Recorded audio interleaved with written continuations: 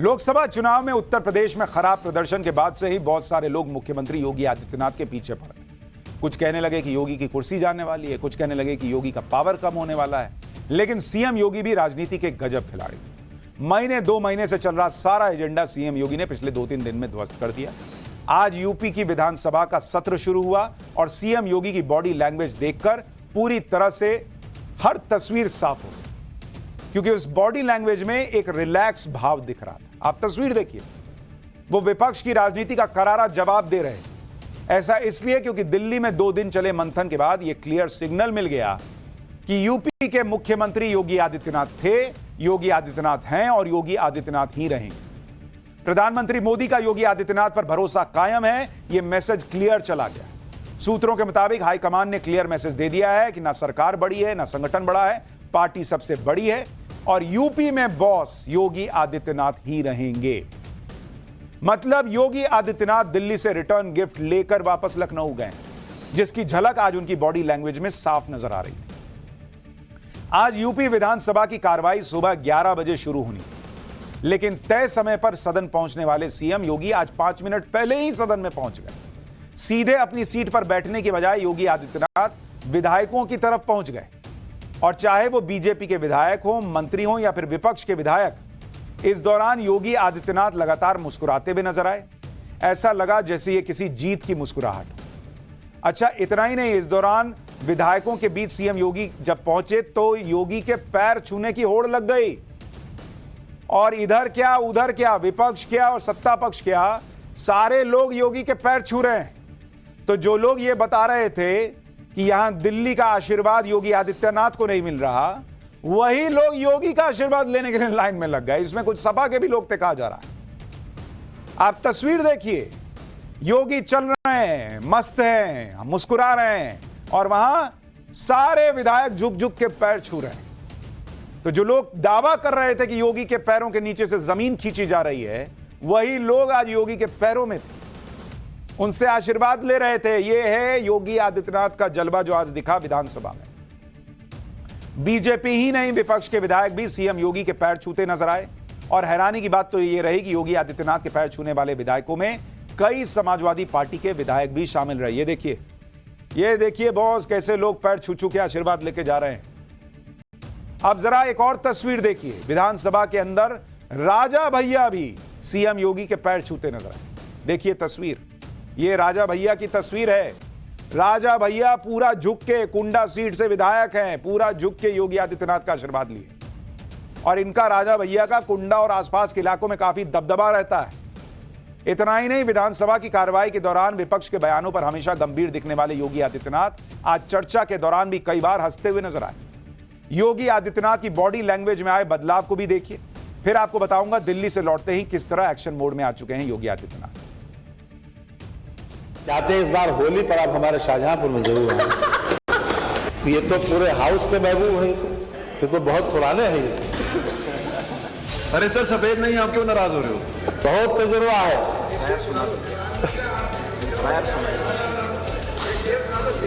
कि मुफ्त में शेर सुनाने के मैं नहीं कायल, एक कप चाय पिलाओ तो गजल अर्ज करूं।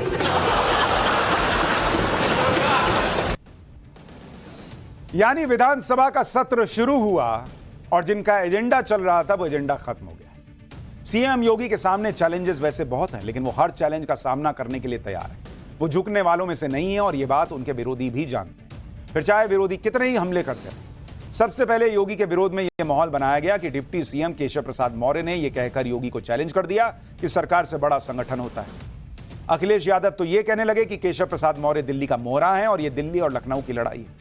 यानी इंडी गठबंधन लगातार यही भ्रम फैलाने में जुटा रहा कि केशव प्रसाद मौर्य योगी आदित्यनाथ से नाराज हैं, जो कि यूपी में बीजेपी का बड़ा ओबीसी चेहरा है और यूपी की कुल आबादी में ओबीसी 40% से ज्यादा है।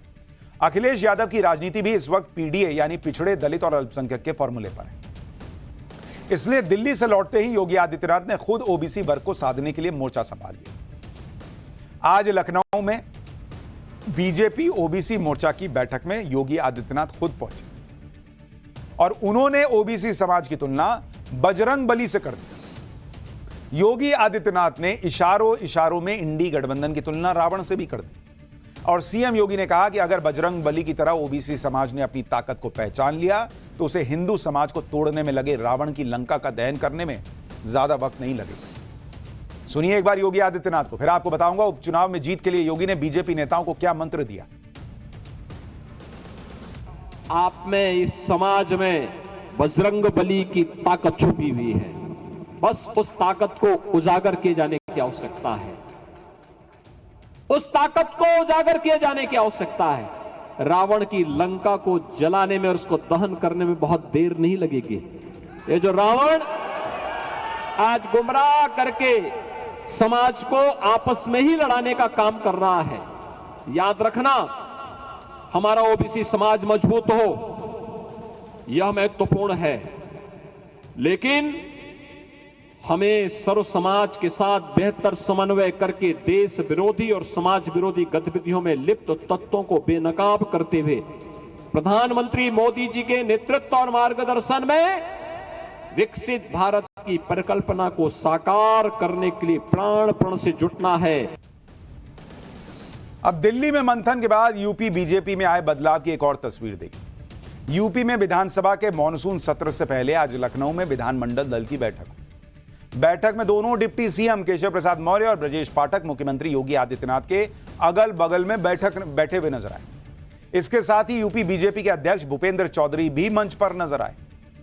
बैठक के दौरान सीएम योगी ने अपने मंत्रियों और विधायकों के लिए यूपी में होने वाले उपचुनाव, सोशल मीडिया और विधानसभा सत्र के लिए जरूरी निर्देश भी जारी किए। सीएम योगी ने कहा कि विपक्ष की तरफ से सारी लड़ाई सोशल मीडिया पर लड़ी जा रही है। विपक्ष ने पूरा भ्रम इसी प्लेटफॉर्म पर फैलाया। आगे योगी ने अपने सभी मंत्रियों और विधायकों से विपक्ष की तरफ से फैलाए जा रहे भ्रम से निपटने के लिए सोशल मीडिया पर एक्टिव रहने के लिए कहा। इसके साथ ही सीएम योगी ने मॉनसून सत्र के दौरान सभी विधायकों से समय पर आने और पूरे समय मौजूद रहने के लिए कहा। बैठक में सीएम योगी ने यह भी साफ कर दिया कि विधानसभा में जनता से जुड़े विषयों पर बात होगी और विपक्ष के हर हमले का करारा जवाब दिया जाएगा। आगे सीएम योगी ने सभी मंत्रियों और विधायकों से 10 सीटों पर होने वाले विधानसभा उपचुनाव के लिए जुट जाने के लिए भी कहा। बाद में बीजेपी ओबीसी मोर्चा की बैठक में भी सीएम योगी ने बीजेपी कार्यकर्ताओं को इंडी गठबंधन की भ्रम फैलाने वाली राजनीति से अलर्ट रहने की नसीहत दी। सुनिए एक बार। ये लोग जाति के नाम पर आपको लड़ाने की किसी भी कुत्सित मंशा से सदैव किसी न किसी षड्यंत्र में और उस प्रकार के षड्यंत्रों में लिप्त रहेंगे और इसके लिए इन्होंने सबसे बड़ा औजार के रूप में इस्तेमाल किया है अपने स्मार्टफोन को। स्मार्टफोन सोशल मीडिया प्लेटफॉर्म और उसके माध्यम से झूठे वक्तव्यों को निकाल करके, झूठी जातियां और झूठे शेयर करके इन्होंने इस प्रकार के षड्यंत्रों को आज अंजाम देना प्रारंभ किया है कि पूरा समाज एक दूसरे को दुश्मनी भरी निगाहों से देखने की स्थिति में पैदा हो। इस प्रकार के षड्यंत्र लगातार कर रहे हैं, इसलिए इनसे सावधान बनने की आवश्यकता है। अच्छा, आप ये भी देखिए कि भ्रम की राजनीति को लेकर जब इंडी गठबंधन की कोई पैंतरेबाजी काम नहीं आई तो भी वो फेक नैरेटिव फैलाने की अपनी आदत से बाज नहीं आया। दिल्ली में जब बीजेपी शासित मुख्यमंत्रियों की बैठक के बाद फोटो सेशन की बारी आई तो कांग्रेस की तरफ से पीएम मोदी और सीएम योगी के बीच दूरी दिखाने के लिए एक फेक वीडियो जारी किया गया। इस तस्वीर को देखिए। इसमें प्रधानमंत्री मोदी फोटो सेशन के लिए आते हुए दिख रहे हैं। वहां खड़े दूसरे मुख्यमंत्री उन्हें हाथ जोड़ रहे हैं, लेकिन योगी आदित्यनाथ हाथ जोड़ते हुए नजर नहीं आए, ये कहा गया। इसी आधे अधूरे वीडियो को शेयर करते हुए कांग्रेस नेताओं ने कहना शुरू कर दिया कि अच्छा, तो अब नमस्ते प्रणाम भी बंद हो गया। लेकिन कुछ ही देर में कांग्रेस और इंडी गठबंधन के झूठ का पर्दाफाश हो गया। बीजेपी ने इस इवेंट का से जुड़ा एक और वीडियो जारी किया जिसमें योगी आदित्यनाथ, आप देखिए, हाथ जोड़े हुए दिख रहे हैं। प्रधानमंत्री और वहां खड़े मुख्यमंत्री एक दूसरे को हाथ जोड़ते हुए दिख रहे हैं। यानी जब वहां प्रधानमंत्री पहुंचे उसके पहले देखिए योगी आदित्यनाथ ने उन्हें हाथ जोड़कर प्रणाम किया और जब पीएम एकदम बगल में थे तब तक उन्होंने हाथ नीचे कर लिया था। बस उतना काट के छांट के और सोशल मीडिया पे फैलाना शुरू कर दिया गया। एक तरफ योगी आदित्यनाथ अखिलेश यादव के पीडीएफ फॉर्मूले की हवा निकालने में जुटे, दूसरी तरफ अखिलेश यादव का इकदाम उनके पीडीए फॉर्मूले के लिए खुद ही मुसीबत बन गया है। अखिलेश के इस दांव के बाद उन पर पीडीए को धोखा देने का आरोप लग रहा है।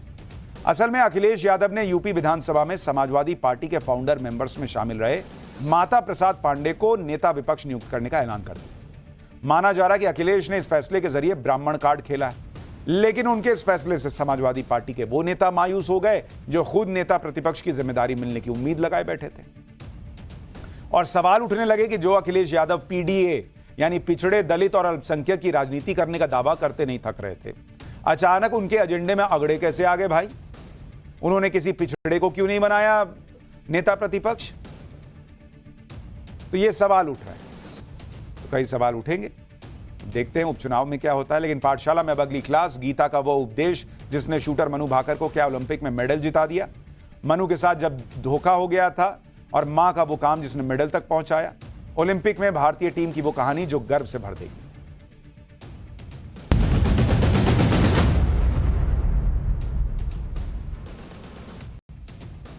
बाईस साल की एक लड़की ने पूरी दुनिया में भारत का नाम ऊंचा कर दिया। पेरिस ओलंपिक में मेडल जीतने वाली मनु भाकर की हर जगह चर्चा हो रही है। मनु भाकर ने 10 मीटर एयर पिस्टल शूटिंग में ब्रॉन्ज मेडल जीता। कुछ लोग तो मनु भाकर नहीं कह रहे हैं, ये मनु धाकड़ है जिसने धाकड़ प्रदर्शन किया है। यह भारत के लिए गर्व का बहुत बड़ा पल है, क्योंकि पूरे 12 साल के इंतजार के बाद ओलंपिक्स की शूटिंग में भारत ने कोई मेडल जीता है। मनु भाकर की यह जीत इसलिए भी ऐतिहासिक है क्योंकि वो ओलंपिक्स मेडल जीतने वाली पहली भारतीय महिला शूटर बन गई। इससे पहले शूटिंग में सभी मेडल्स पुरुष खिलाड़ियों को मिले थे। और आपको जानकर हैरानी होगी कि मनु भाकर को लेकर यह माना जा रहा था कि वो भारत के लिए ओलंपिक में मेडल जरूर जीतेंगे, क्योंकि ओलंपिक के क्वालिफाइंग राउंड में ही वो टॉप 3 प्लेयर में चल रही थी। हरियाणा की रहने वाली मनु भाकर ने इस जीत के लिए बहुत मेहनत की। पिछले 3 साल से लगातार 12-12 घंटे शूटिंग की प्रैक्टिस की। शरीर को फिट रखने के लिए शूटिंग रेंज के बाहर जिम में घंटों वर्कआउट किया। लेकिन इस जीत के लिए उनकी मेहनत के अलावा सनातन की शक्ति और भगवत गीता के रोल की भी बड़ी चर्चा हो रही है। आपको जानकर आश्चर्य होगा कि फाइनल मैच के आखिरी राउंड में भगवत गीता के एक श्लोक ने मनु भाकर की जीत को पक्का कर दिया था, क्योंकि पिछले ओलंपिक में मनु भाकर के साथ ऐसी घटना हुई थी जिससे वो ऑलमोस्ट डिप्रेशन में चली गई। लेकिन इस बार भगवत गीता से मिली सीख ने उनकी जीत का रास्ता पक्का कर दिया। मेडल जीतने के बाद दिए एक इंटरव्यू में मनु से पूछा गया कि फाइनल शॉट के समय आपके दिमाग में क्या चल रहा था। इस सवाल के जवाब में मनु भाकर ने कहा कि मैंने गीता बहुत पढ़ी, इसलिए मेरे दिमाग में चल रहा था कि वो करो जो आप कर सकते हो, और मैंने वही किया। अपना सर्वश्रेष्ठ करो और बाकी सब भगवान पर छोड़ दिया। हम भाग्य से नहीं लड़ सकते और परिणाम को कंट्रोल नहीं कर सकते। गीता में भगवान कृष्ण ने भी अर्जुन से यही कहा है कि कर्म करो और फल की चिंता मत करो। यानी जो लोग सनातन को गाली देते नहीं थकते, आप देखिए सनातन की ताकत कि एक संदेश गीता का जिसने मेडल तक पहुंचने में मदद करी। मनु भाकर ने यह भी कहा कि वो रोजाना गीता के श्लोक पढ़ती हैं। गीता से ही उनको आगे बढ़ने और कर्म करने की प्रेरणा मिलती है। मनु भाकर की जीत में भगवत गीता का कितना बड़ा रोल है, इसके बारे में मनु का क्या कहना है वो भी सुनिए। इसके बाद आपको बताऊंगा कि पीएम मोदी ने यह क्यों कहा कि पिछले ओलंपिक में मनु भाकर के साथ धोखा हो गया। मेरे एक मेडिटेशन गुरु हैं जो मैं सोने से पहले उनके साथ थोड़ा सा मेडिटेशन करके ही मैं सो जाती हूँ। So it has help me, मेरा स्लीप क्वालिटी काफ़ी इम्प्रूव हो गया है। और कहते हैं कि जब आपकी नींद अच्छी हो तो आपका फोकस अपने आप अच्छा हो जाता है। तो उससे मुझे काफ़ी फ़ायदा हुआ है। और दूसरी चीज़, वो मुझे हमेशा रोज़ 2 गीता के श्लोक बताते हैं और उनका मतलब अच्छे से बताते हैं। तो आई थिंक गीता, मुझे काफ़ी आश्चर्य होता है कि इतना पुराना ग्रंथ होने के बावजूद भी हम आज की लाइफ में अगर ध्यान से देखें तो बहुत हेल्प करता है, बहुत ज़्यादा बहुत सारी चीज़ों में क्लैरिटी देता है। यानी मनु भाकर की अपनी मेहनत तो है ही है, लेकिन भगवत गीता के जरिए जो उन्हें एक, क्योंकि इसमें बड़ा कंसंट्रेशन की जरूरत होती है, दिमाग को शांत रखने की जरूरत होती है शूटिंग में, उसमें बड़ी मदद मिली। मनु भाकर की इस जीत में भगवत गीता और सनातन के योगदान को सुनकर आज पूरी दुनिया हैरान। दरअसल वो अपने गेम की प्रैक्टिस के साथ साथ सनातन की आध्यात्मिक शक्ति को बहुत मानती है। वो एक तरफ जिम में घंटों वर्कआउट करती हैं और दूसरी तरफ अपने घर में हवन पूजन भी करती दिखती हैं। उनके हाथ में गन भी रहती है और गीता भी रहती है। मनु भाकर की जीत के बाद आजकल उनका यह वीडियो सोशल मीडिया पर बहुत वायरल हो रहा है, जिसमें वो अपने घर में हवन पूजन करती हुई दिखाई दे रही है। यही वजह है कि अध्यात्म से ओलंपिक मेडल जीतने का यह कनेक्शन देखकर आज पूरी दुनिया इसकी चर्चा कर रही है। आपको यह भी बताता हूं कि किस तरह केंद्र सरकार ने मनु भाकर की ट्रेनिंग के लिए कोई कसर नहीं छोड़ी। उन्हें दुनिया के कई देशों में शूटिंग के लिए ट्रेनिंग पर भेजा गया ताकि देश के लिए ओलंपिक मेडल जीत सके। ये जो नरेंद्र मोदी का नया विजन है, जो मैंने आपको पहले भी बताया था कि कैसे खिलाड़ियों को बेस्ट ट्रेनिंग मिले, इस पर नरेंद्र मोदी सरकार खर्च करती है, उसका आप उदाहरण देखिए। भारत सरकार ने मनु भाकर की ट्रेनिंग के लिए करीब 2 करोड़ रुपए खर्च किए। इस ट्रेनिंग में उन्हें जर्मनी, स्विट्जरलैंड जैसे देशों में भेजा गया। इसके अलावा मनु भाकर के कहने पर उनके लिए पर्सनल कोच जसपाल राणा को हायर किया गया। ओलंपिक से ठीक पहले मनु भाकर को अपने कोच जसपाल राणा के साथ स्पेशल ट्रेनिंग के लिए यूरोप के देश लग्जमबर्ग भेजा गया। इस ट्रेनिंग के लिए एडवांस्ड वेपन्स, जिसमें गन्स और पेलेट्स यानी गोली प्रोवाइड की जाती है, वो की गई। यानी मनु भाकर की जीत को लेकर इस बार सरकार से लेकर परिवार तक हर कोई इसीलिए कॉन्फिडेंट था। यह वो देश है जहां क्रिकेट छोड़कर बाकी खिलाड़ियों को तो कुछ समझा नहीं जाता था। नरेंद्र मोदी ने 2014 के बाद वो पूरी तस्वीर बदल दी और खिलाड़ियों में भी कॉन्फिडेंस बढ़ा कि भाई एक जमाने में ऐसे लोग, ऐसे शूटर भी थे, कहते थे कि भाई इतनी महंगी है, इतना महंगा ये गेम है कि हम नहीं कर पाएंगे, लेकिन आज सरकार मदद करती है तो लोग कर पा रहे हैं। पिछले टोक्यो ओलंपिक में बाहर हो जाने के बाद भी मनु भाकर का आत्मविश्वास हिल गया था, लेकिन उनकी मां ने इस हार को भुलाने के लिए कई ऐसे काम किए जिससे मनु का खोया हुआ आत्मविश्वास फिर से लौटा। देखिए मां की भूमिका क्या होती है। हुआ क्या था कि टोक्यो ओलंपिक 2020 के दौरान भारत की नंबर 1 महिला शूटर कही जाने वाली मनु भाकर की पिस्टल अचानक खराब हो गई बीच इवेंट में। क्वालिफाइंग राउंड में मनु को 55 मिनट में 44 शॉट लेने थे, लेकिन तभी उनकी पिस्टल ही खराब हो गई। इस दौरान मनु भाकर पूरे 20 मिनट कोई निशाना ही नहीं लगा पाई, जिसकी वजह से फाइनल की रेस से बाहर हो गई। अब किसी को भी सेटबैक लगेगा। मनु भाकर को बहुत आलोचनाओं का भी सामना करना पड़ा। इसके बाद जब वो भारत लौटी तो इतनी उदास हो गई कि उनकी मां सुमेधा भाकर को बड़ी चिंता होने लगी कि बेटी का क्या होगा, भाई ये तो इतनी डिप्रेशन में चली गई है। तो उन्होंने क्या किया कि मनु भाकर की पिस्टल ही छुपा दी कि ना मनु पिस्टल को देखेगी, ना उसे अपनी हार याद आएगी और वो अगले गेम पर फिर फोकस कर पाएगी। तो देखिए कैसी कैसी चीजें होती हैं। मां की क्या भूमिका होती है कि भाई बच्चा डिप्रेशन में जा रहा है तो उसकी हेल्प करो। तो आज की डेट में मां का योगदान है, सरकार का योगदान है, सनातन का योगदान है, इस देश के करोड़ों लोगों का आशीर्वाद है कि मनु भाकर एक मेडल ले आई हैं, दूसरा लाने की कगार पर खड़ी हैं और भारत इस ओलंपिक में और अच्छा प्रदर्शन करेगा, इसकी सबको उम्मीद है। फिलहाल एक छोटा सा ब्रेक ले रहे हैं। ब्रेक के बाद उन युवाओं की बात करूंगा जिनका भविष्य तो दिल्ली में खत्म हो गया इस हादसे के बाद, लेकिन उस हादसे को लेकर, उस कोचिंग हादसे को लेकर एक बड़ी खबर आ रही है, वो आपको बताऊंगा इस छोटे से ब्रेक के बाद।